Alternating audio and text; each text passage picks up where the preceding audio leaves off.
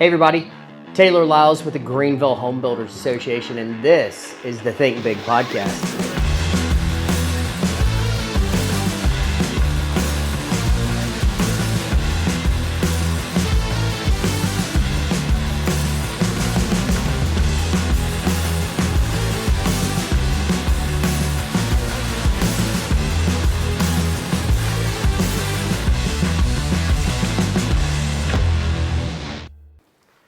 Good morning and welcome to the Think Big podcast. I am your host, Taylor Lyles, Chief Executive Officer of the Home Builders Association, and I'm very excited today. We have a special guest, Jim Burns, former county council member, jack of all trades, but most importantly, the COO of Hartness. If you don't know about Hartness, Jim? Going to tell you all about it. Tell me all about it. Yeah, well, thank you, Taylor. Great to be here.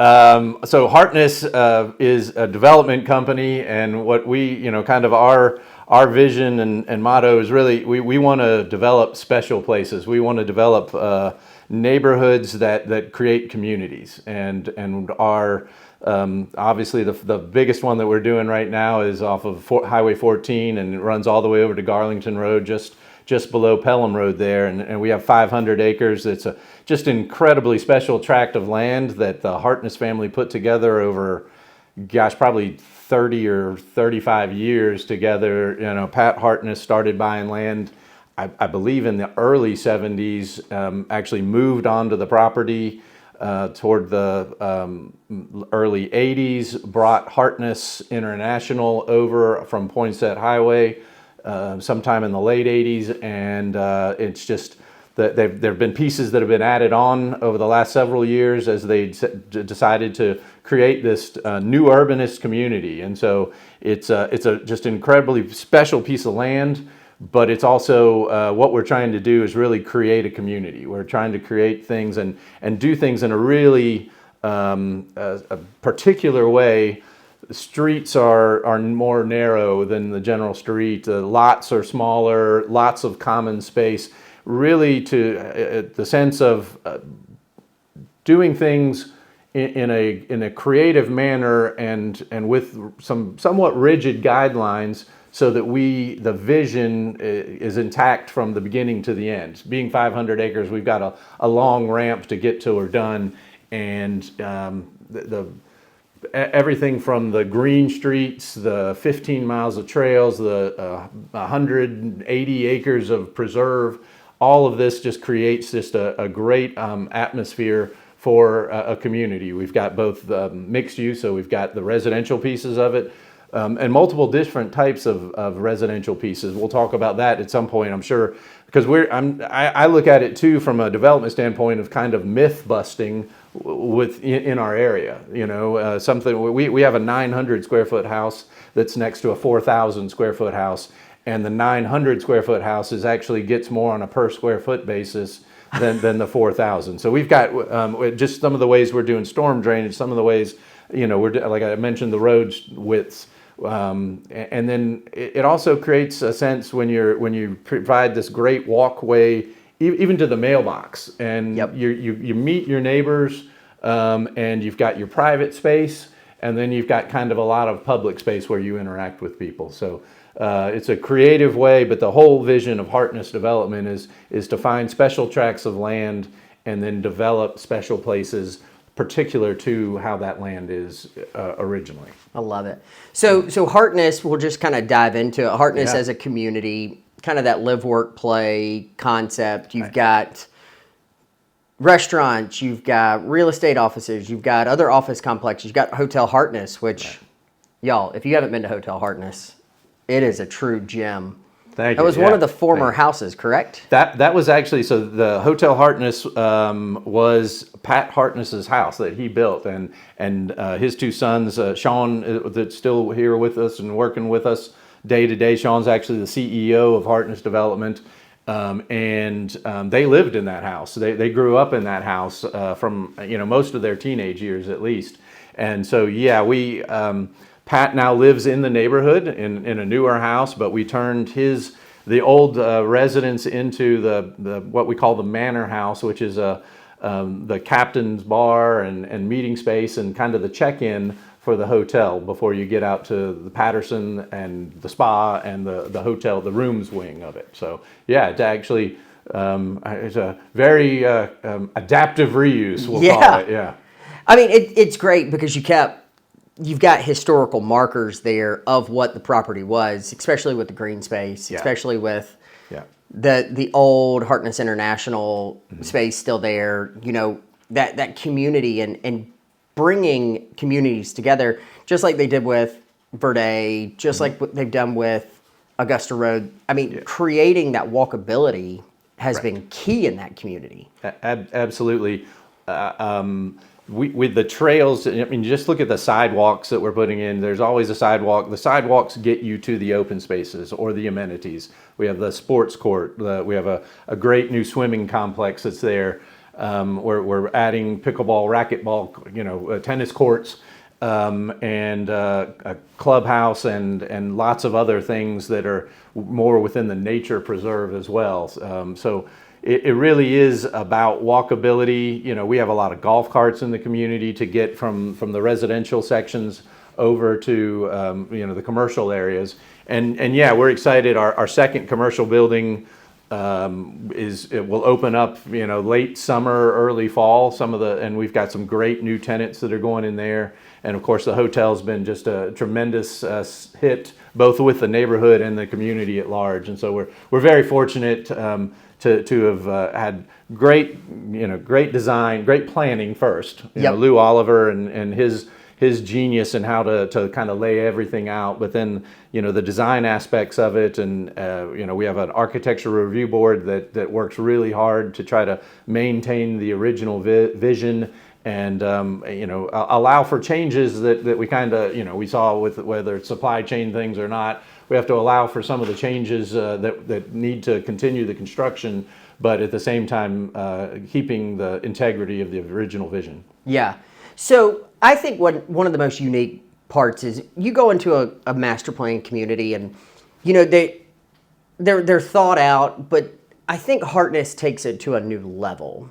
And it, in my mind, it's not only the layout, it's not only the amenities, it's the culture that it's created, but it even goes down to the 6-inch tall granite curbing.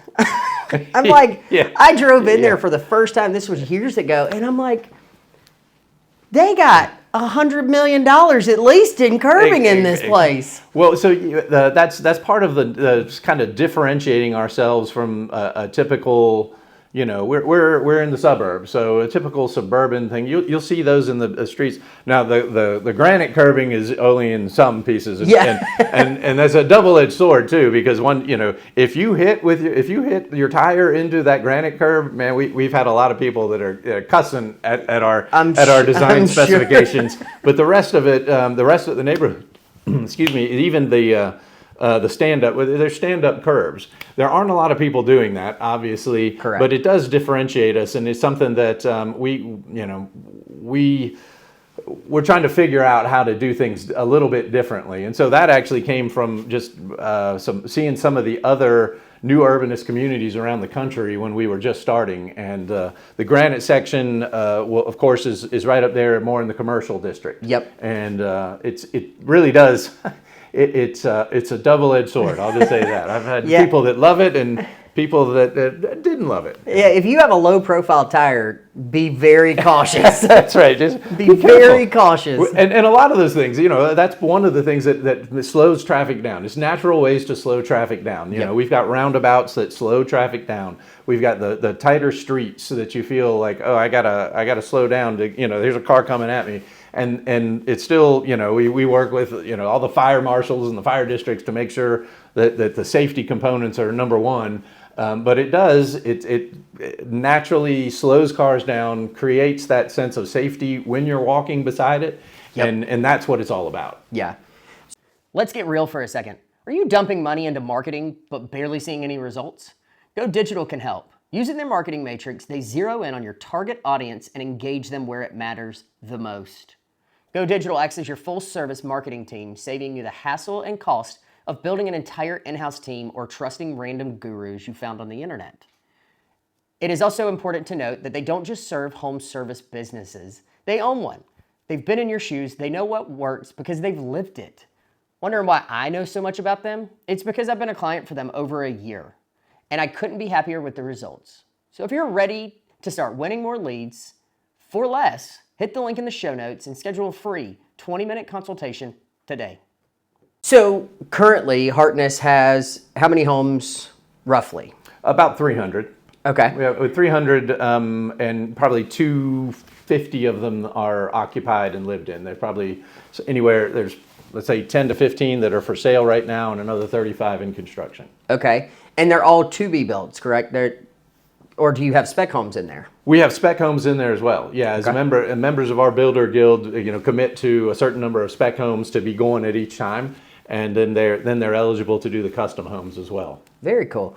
So 500 acres, 180 preserved, a good bit of it's built out. How much more land, I guess is the best way to say it? Yeah, we're coming up on, we're right now, what's in construction is phase 5, and phase 5 and then phase 6 starts to do the grand lawn, which is back to the history part of it. The grand lawn was actually the old runway.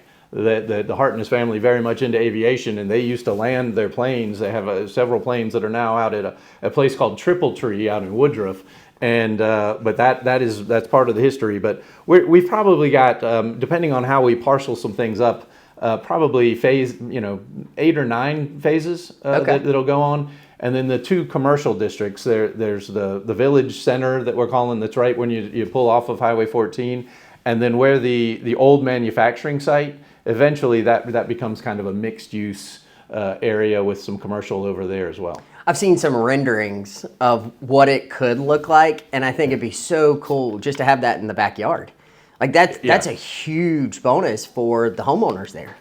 I mean, being able to not have to fight traffic on 14, or just being able to not have to get on Woodruff or Pelham, being able to take your golf cart and it's in your community. And those are the kind of commercial things that we're looking for. Actually, we're very much curating the mix of folks that are coming in there, because we want to make sure that it does have that, so that even if you work off somewhere else, can we get we have a mix of restaurants and some office space. We've got Brio that's coming over there now, so you have a mixture of some medical office situations there as well. We want a market to come in and have a little, some kind of market that serves not only the folks in Hartness that live in Hartness, but anyone along the Highway 14 or Garlington Road corridor that be easy to access. Don't have to get on Pelham. And certainly for our residents, the bonus is, you've got it all right there for to live and get the basic accessories, have lots of different dining options, and really be able to stay on property much more than a traditional neighborhood would. Jim, we just need to get Carl to open up a restaurant out there. Look, man, we've already talked to him. Yeah, we've got some great. We've got the 1-5 that's over there, and of course Patterson, which is over there at Hotel Hartness. The guys at 1-5 do such a great job, and we're super excited. They're just they're really doing well, and we've got some more conversations going with lots of different folks about. We don't want to have 2 pizza restaurants or 2. We want to have the one one of each, and we want the best of them that we can get. So we're definitely trying to curate and keep those things there and make them successful. And so far, we're super excited about the ones that are coming in the fall. So a Chestnut Coffee is coming in. The Wine House, the guys from Wine House are coming in. We've got Diggs Design, which is an interior design group. Okay. And it's called Cork Beauty Bar, which is a blowout. What do you call it? I'm the wrong guy to talk about her. Karen's going to kill me because I should know this better. But Karen Weaver, who is Always Day Spa, is doing that, and it's just we're excited about her being in there and kind of opening this new concept. Now, Cork Beauty Bar, is it kind of like a wine inspired? What she's told me, and this is another thing that makes me excited. She's got Prosecco on tap. So I love that I'm going to design a place that we're going to put there where I get a mimosa every morning when I walk into the office. I mean, that's office standards. Why would you not want that? Yeah. During the renovation upstairs, maybe we should put one in, Jenna. What do you think? Well, you have an HBA office over there. Absolutely. Let's do that. Maybe. Hey, forget the remodel. We're moving over there. Come on. No. For you, we'll get you a good deal. Yeah, I'm sure. The association would. I don't think all of our members would love that. Probably might be. They might see that as a little biased. Yeah. I think so. I get that. Yeah. The office is coming along upstairs. We're super excited. Yeah. Can't wait to see it. Yeah. It's going to be a phenomenal finished product training room. Yeah. Bigger boardroom. Podcast room, dedicated podcast room. We're stepping our game up. He wants to keep doing a lot of this, doesn't he? Yeah. Oh, wow. All right. Well, it's been a great member benefit just featuring our members and being able to let their voice be heard. Yeah, absolutely. And I get some texts from council members every once in a while. It'll be about 9:30 at night. Taylor, can you add clarification to this one statement? And I'm like, yes. I just love the fact that you're listening. That's right. The fact that they're listening. I remember that Michael Day and I, when I was on council, Michael Day and I had a great ongoing dialogue, and so I imagine if they use you as a resource and say, hey, this is just what the development community, the home building world is talking about, both the good and the bad. Yep. Then that's a positive and a great outcome for things like this. Yeah, we'll dive into that maybe on an after hours Think Big podcast. It's these will be bourbon. This will be bourbon. Yeah, we'll have cigars. Nice. We'll sit on the dock at the lake house. There you go. And then unleash. And let it go. No. So total, before we wrap up Hartness, total lots. Projected lots. How big is this community going to be? It's going to be around with what in our P&D we have residential units, right? So like that, and that's one of the things that we're doing in what I call the myth busting is not only do we have the smaller houses and the bigger house, but we have townhomes there. And so one of the things around the village center that we're doing is we're right now in for 60 townhomes that there. So. Everywhere, 4-packs, 6-packs, 3-packs of townhomes, because what we're seeing, and those will all be for sale, right now on this piece that we're doing, those will all be for sale, and they're what we're seeing is a demand for more of those kind of things, and people when they want that, they want to be close to those amenities, close to those restaurants, close to those coffee houses and everything like that. So all totaled, it will probably be around 1,000. As you include the homestead is in the PD as well. So the homestead at Hartness, which is the 140 single-family homes that are all for rent, that's on the kind of the other side of the Garlington Road side of the property, just down from the new fire station, which we were really excited to partner with Boiling Springs Fire Department to put their new headquarters and the new fire department, get it off of Pelham Road and off that corner. And we're really hopeful now that allows the county and DOT to work together to make some big improvements to that intersection there. But yeah, it's kind of hard to pinpoint a number because it depends how big are lots and what are townhomes and what are not. But around 1,000. Around 1,000, yeah. Which I will sidebar the conversation for just a second. That is one of the prettiest fire departments. Yeah. With the biggest retaining wall I've ever seen. I tell you what, both the Hogan Construction did that, and they did a fantastic job, and the designers, they're just, I think the fire department, Chief Graham and his board, they took it personally, and if you go inside that, you see how they took it personally because the amenities they have for their firefighters and the places for them to be, when they're on and they're hanging out there, it's a great, a great residential piece because they stay there, obviously if they're on, and got the kitchens and everything, and it really feels, it's got a feel of home. On the top floor, and then the top floor is completely separated from below, which is where the headquarters piece of. So just a great collaborative effort with designers, the construction team, and we were happy to have a small part in that. And the outside of it, when they presented it to us, we were like, this is fantastic. Yeah. You know? So it's not like a traditional hunting lodge with just bunk beds across one open room. Yeah. No, and just I mean, how many times do you get to go into a fire station and learn how they're constructing it? But there's so many things that I wouldn't. I mean, there's literally exhaust tubes that just, like attach to all the fire engines when they're in the garage. So when they start it, they don't pollute the air. It goes right into the tubes, which are dispersed outside of the environment. Yeah, I mean, so all kinds of everything that I guess is now state of the art, they've got in there, and they've done a fantastic job. That's fantastic. Yeah. So kind of diving into the conversation. So Hartness Master Plan Community, a lot of visions going into it. That also has to have some complications with growth. Yeah. So what are y'all experiencing? Kind of what direction are y'all getting headwind on? Builders, trades, realtors.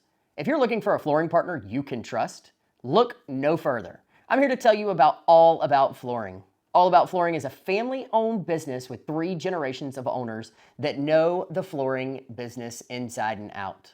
They work in residential and commercial projects for both new builds and remodels by providing high-quality customer service and installation for carpet, area rugs, hardwoods, laminate, luxury vinyl, and more. Y'all, they even provide professional carpet, tile, and upholstery cleaning. At All About Flooring, they're more than just a flooring provider. They're your partner in delivering top-tier results that your customers will absolutely love.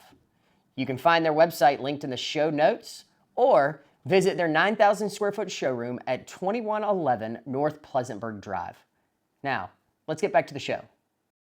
Yeah, so I think the biggest thing is that at the beginning, as we were going through the process, right, Greenville County had not seen anything like this. We didn't, like, a lot of the codes didn't address, you know. So you look at how Verde did it, and Verde's in the city, Hollingsworth, and they did it by kind of parceling out the pieces and say, all right, this builder's going to do here, and these are going to be the custom lots, and then we got another builder here, and somebody else comes and does it. And each one of those components has its own HOA.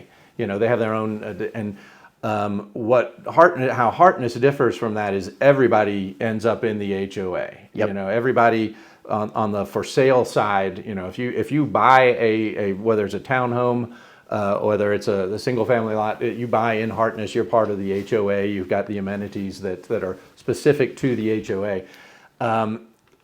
Just the new urbanist aspects of it were kind of different from what anybody else had tried in Greenville County. And so I think both the codes themselves, we've had to go back and try to, you know, get some, all right, we can't interpret it like a normal subdivision because ours keeps going, you know. For right now, it keeps going. And so our final development plan, a typical PD, a final development plan gets submitted and that's it. Well, our final development plan, it has to be changed every single time we do a new phase. And that's both good because it allows, from our standpoint, it allows us the flexibility to, you know, listen to the market trends, see where things are going. Bigger lots, you know, we've got phase 4, you know, we've got half-acre lots that are over there because that was both a market trend and people that came to us. And so that was a piece of land that we actually acquired. It's part of the village center, and then the other piece of it is what we call phase 4, which are half-acre to 3/4 of an acre lots. So those are the kind of things that being in a plan development, in a PD, that allows you the flexibility, and that's why you have those districts. That's why we have those zoning classifications. It all fits in within a certain set of master rules. Yep. But you got the flexibility as we work our way across the property to, you know, be systematic about how we develop and when we develop different things. And so that's just that. You can imagine the inspectors coming out and saying, "Wait a minute, the road's not going to stop here." We're like, no, it's going to continue. And the next phase, it's going to keep going. And they're like, "When's the next phase?" And I'm like, "Well, I don't know, you know." Yeah. And so stormwater and everything, but we've tried to turn it into we're not going to do the minimum. We're not going to be, you know, just kind of the baseline. Yep. And so we've talked with stormwater and worked with the county folks and said, you tell us, you know, if you went to the conference, the annual conference, and they've got something new that you want to try, about inlet covers or whatever, anything that comes on. If it doesn't break the bank and we can be the guinea pig to try it, let's do that. Yeah. And so it really it helped for us to develop a conversational relationship with county staff. I really hate T. Coker's leaving. I hope they get somebody great there. Yep. But T saw the vision, and then he passed that down to his folks and so through zoning and just plats and doing all that. That's kind of our biggest thing right now is God bless some of the staff that are there because they don't have enough staff over there and they've got deadlines that they've got to meet that sometimes aren't realistic. And so we applaud working together with them to get it done. And sometimes, it doesn't. We're not always friendly because we've got deadlines and we've got bank notes and we've got all kinds of things that are going on. But we try to keep it, keep it out in front of problems and also make sure they understand the bigger vision. So we try to get county staff over there at least once every 2 years and say, here's what we did in the last 2 years and here's what we're looking forward to, and you guys give us feedback. How can we be better? And then we'll tell you where we've hit roadblocks too. So yeah, I think that's such a unique concept because it's more of a living master plan. Exactly. And with it constantly evolving, but you're open for input. Right. That's a beautiful thing. You get some neighborhoods and developers and everybody falls into it every once in a while. This is how I'm going to do it. This is how the zoning reads. This is what the code says. I'm going to do it this way. And you just get this pushback. And they're at no point in the day does anybody win at that point. Right. So I think one thing, and I will say T was absolutely phenomenal. And Simpsonville, the city of Simpsonville has a unicorn now. Yeah, I got a good one. Yep. And I truly hated to see him go. But you're right. I mean, county staff said, I think they're now below 50% in staffing right now. They're drowning, for lack of better words, and we just keep cutting, and it's not making anybody's life easier from inspections to approvals to preliminary plat, final plat, anything. I mean, anything like that. If a plat should take, let's say it should take 3 to 6 months to get your final plat, it's now taken 14 to 18 months. Yeah. And it's super difficult. So being willing to work with staff and council, and I think that's a huge win for Hartness as a group in its whole. Right. And we have our ups and downs, obviously, and I think I'll throw in the utility groups too. The utilities in general have been really good to work with as well because we tell them what's coming up next too. So whether Lawrence Electric's been great, the sewer, Metro is coming out there, and we have our ups and downs, but that their leadership has been phenomenal, and we're trying to say, all right, we're going to get in, let's get ahead of it, and tell you exactly what we're thinking. And Phase 5 goes into phase, so what we're doing right now, we're constructing Phase 5, and the sewer line for Phase 5 is also going to be the main sewer line for Phase 6. So we're putting that in the ground, and we're working with them, and I won't say they've been creative because they're following their rules, but at the same time, they're saying when they understand what the end product will look like, or at least as much as we know at this time. Then we can say we want you to know, we want you to help us predict what might be coming down the pipe. We had Lawrence Electric was out there the other day because we're constructing a roundabout, and they've got a power pole that's live right in the middle of it, and I'm like, okay, we got to get rid of this one here. We need this one relocated. And they're putting everything underground, anyway. So it just the timing isn't matching up. So we got to figure that one out. But they, whether it's Greenville Water, the sewer districts, it's very different. So it's not just different from the county staff perspective and zonings and things like that. From a utility planning perspective, it's very different too, because they'll ask me, well, on that piece of land, how many houses are you going to put on that? And I'm like, yeah. When we get to it, I'll be able to tell you. Yeah. Give me a top set if we don't, so that we don't screw something up. Yeah. And we try to live by that. But phase 5 is under construction. Phase 6 is, we've gone through preliminary planning. But phase 7, we just know we have a piece of land that's dubbed phase 7. We don't know what's going to go there yet. And that's both the beauty of it, that we get to react to what's happening, and also kind of it's problematic in planning ahead. Yep. Excuse me. Yeah. So with all that forethought, with all of that going on, what is the big driver for you that makes you passionate about Hartness? Oh man, I think it goes to that sense of creating the community. I've been very fortunate throughout my career. Most of my career, was more in commercial project management and running really large projects and everything. And so when you see those, and it's kind of like you get done with it, and then you turn over the key, and you say, hey, you guys enjoy, we're excited about how it came out, and it's great when you get to drive by those things. You know? I was fortunate enough to do TD's campus on 85, and that was just a wonderful process and just unbelievable time. But now at Hartness, I'm there every day. So that's the other thing that's very different, is that we're the developer, and we have a construction arm that builds homes, but we're right there on property. Yep. And we're going to be on property throughout the duration of this, the development process. So you've got both the owners that are there. Pat Hartness lives on the Grand Lawn, and Sean's there every day, and so that's very different to have the people there, and for us to be located there, it allows. Accessibility to us is both that's another one of those double-edged swords.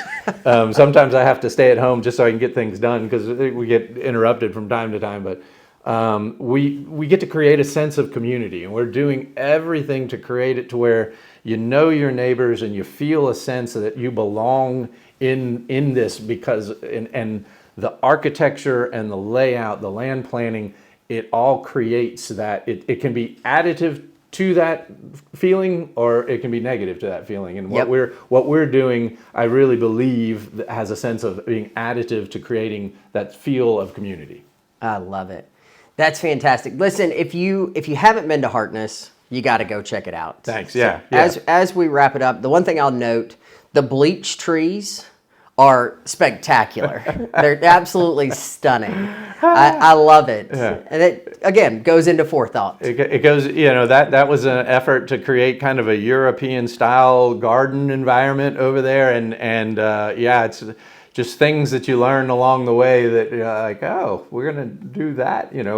We just don't trim them. Trim them the right way. Don't try to make the rectangles into circles. Into circles. Yeah, exactly. Yeah. I love it. Well, so if consumers, if realtors, if builders are all interested in Hartness, what's the best way to reach out to you? HartnessLiving.com is there. We have a great sales team that's on staff that are there every day. And we're constantly doing open houses and doing tours. The best thing to do, especially a beautiful day like today, the best thing to do is to get out there and get on a tour with one of our salespeople and understand what that lifestyle can be for you. And does that matter? It's not. It does. Some people don't like it. Their houses are too close for me, or the shared things are not necessarily their cup of tea. But if the sense of community, if that's what you're looking for, so you're not worried about if your kids are down at the creek or they're playing on the basketball court or at the pool, because they can walk there, they can walk safely there. Yep. And you've got a great neighborhood association and lots of things that you can do right there on property, from both leisure, health. We've got the Hartness Farm. And you can, our residents and the outside can purchase Hartness vegetables and everything. We got the chickens that almost hatching. We got a new batch of chickens in the springtime, and so they'll start laying eggs. So it's about a lifestyle, and I think to really do Hartness justice is to come out there, get that tour, understand what we're talking about on site. Yep. And that's the best thing we can do to really expose. And we keep doing more and more to get everybody out there, and you'll hear more about some of the new things that are coming as well. I love it. Yeah. Get a tour, get a glass of wine, get some good food. Absolutely. And buy a house. And just enjoy while you're Yeah. doing that. Enjoy all our great partners that are out there with us. Yeah. And Hartness Farm, the market comes back. Well, I think they're starting them now. So they're Okay. starting. Here we are in the middle of February, and there's they're the in-season vegetables that are there. But yeah, he's got our guy Steven does just a phenomenal job. All natural, all organic stuff that he uses, and he I think it's at the carriage house at the hotel right now. Okay. Saturday morning, and then he's got something. Hartness residents get kind of a preview show on Thursday, so it's very just cool. a great little added benefit. Yeah. Well, I guess I know where I'm going to get my vegetables. Come on, Saturday man! Come morning. on, get it. Yeah, Yeah. you need to make sure your son grows up with good, healthy stuff. There, buddy. I'm gonna try. I've turned him into a little bougie, but I wonder how he got there. Wow, that's we like surprising. the finer things in That's life. surprising. Jim. Yeah. Only top shelf Boone's Farm wine for us. I love it. I don't believe we have that actually No, at no. the Captain. Yeah. Yeah. That's fantastic. Well, Jim, thank you for your Yeah, time. man. Thanks for really appreciate having me on. Appreciate it. Really appreciate you being on the podcast. Y'all, this wraps up another episode of the Think Big podcast. We can't wait to see you on the next one. Thanks. 34. Oh, yeah. Thanks for listening to the Think Big podcast. If you can do me two big favors, if you can subscribe to the podcast to continue getting updates whenever new podcasts drop. And also, if you can scroll to the bottom of the page and just give this podcast a review. We want to continue pushing it out to more people, sharing what we're talking about, and educating more people in the building industry. I would also like to say a huge thank you to two of our sponsors, All About Flooring and Go Digital. If you're interested in sponsoring the Think Big podcast for 2025, be sure to reach out to the HBA of Greenville today. Thanks.